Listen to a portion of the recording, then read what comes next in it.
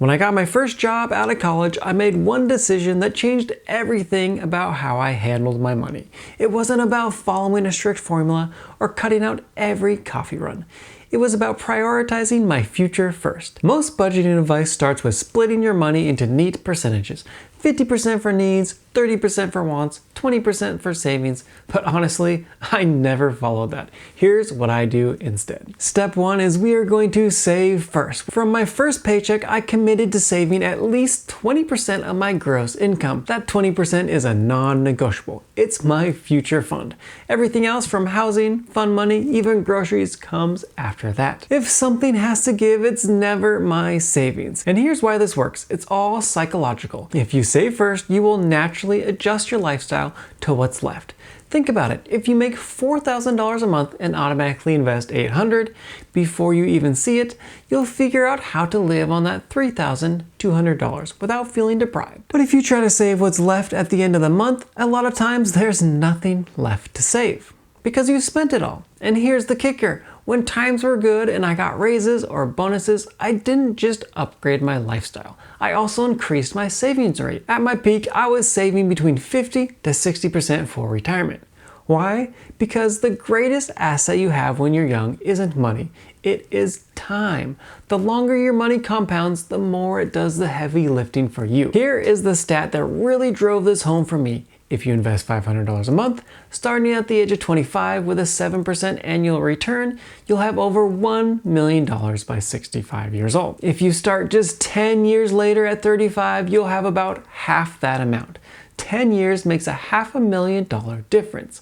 That's why I always say start investing as soon as you can, even if it's just $50 a month. Step 2, we're gonna build that emergency fund. Before you do anything else with that remaining 80%, you need a safety net. If you don't have an emergency fund yet, make this your priority. This would be the only time I would sacrifice not being able to invest that 20% into retirement to make sure you have an emergency fund. Start small and make sure you at least cover your insurance deductibles. If your car insurance has an $1,000 deductible, make sure you have $1,000 set aside. Then work up to 3 to 6 months of essential expenses. That's rent, food, utility, insurance, and minimum debt payments.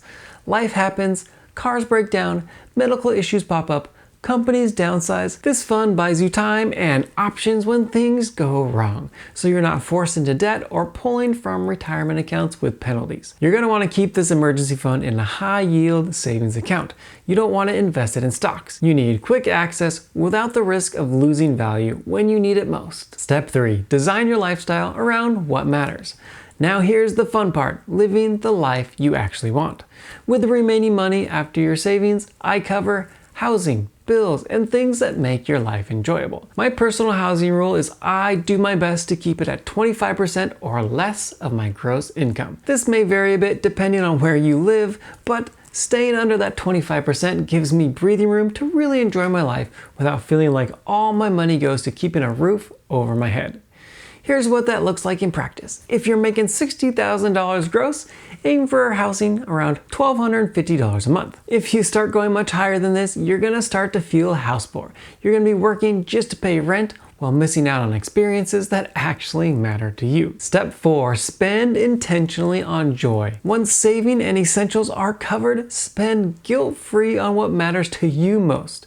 Whether that's travel, concerts, nice dinners, hobbies, whatever it is. The key here is being intentional. Cut that stuff you don't actually care about. Look at it this way. Does this spending bring me lasting happiness, or is it just convenient? That $15 monthly subscription you forgot about, it's probably not bringing you joy. That weekend trip with your friends that you're gonna remember for years, that is totally worth it. This is where budgeting stops feeling restrictive and starts feeling freeing. You're not depriving yourself, you're choosing what deserves your money. And step 5, the last step here. Look, I'm not gonna tell you to track every penny or categorize your spending into 20 different buckets. Remember, the whole point of this saving first thing is that you've already taken care of the most important thing. Now, you just need to make sure the rest is working. Here is my simple system. First, know your numbers. What's your gross income? What's hitting your bank account after that 20% goes to savings? That's your real spending money. Second, make sure your essentials are covered. Rent, utilities, insurance, groceries, debt payments, the non-negotiables. If they are eating up a significant amount of what's left after savings, something needs to adjust. Maybe that's your housing, maybe it's a car payment, but you need room to breathe. Third, plan for the irregular stuff. Car registration, annual subscriptions, insurance premiums, holiday gifts. These aren't emergencies, they're predictable expenses that just don't happen monthly. Add them up for the year, divide by 12, and factor that into your monthly budget. This way, they are already accounted for and don't feel like surprises. And here's the thing, you don't need fancy software to do this. I personally use just a simple spreadsheet, but there are many apps that work great as well. The key is just checking in monthly. Does the math still work? Am I still saving 20%? Is my housing still under 25%? If yes, you're golden. Start spending on things you love. The beauty of this approach is that because you save first, you're not obsessively tracking every dollar. You've already won. You're just making sure the rest of your money is supporting the life you want, not leaking away on things that you don't really care about. And finally, review your full picture every 6 months or so. Did you get a raise? Increase that savings rate. Did your rent go up? Maybe it's time to find a roommate or move to a new, cheaper place. Life changes and your money plan should flex with it. But that 20% savings rate, that is locked in. Budgeting doesn't have to feel restrictive. When you're prioritizing your future and spend intentionally on what brings you joy, you're not sacrificing. You're choosing freedom, not just today, but every day in the future. So here's my challenge to you. What's one thing you can cut this week that doesn't bring you joy? And what's one thing you'd love to spend more on? Drop it in the comments. I love reading about what brings people joy. Mine is to play more golf. If this approach feels doable, hit that like button and subscribe for more simple money tips. Thank you for watching, and I'll see you in the next one.